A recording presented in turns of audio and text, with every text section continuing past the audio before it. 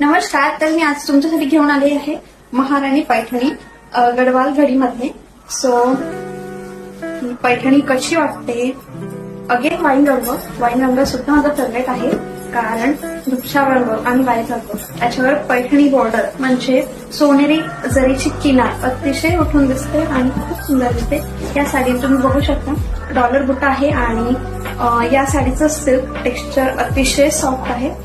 खूप छान पद्धतीने ह्याची घडी मोडली जाते.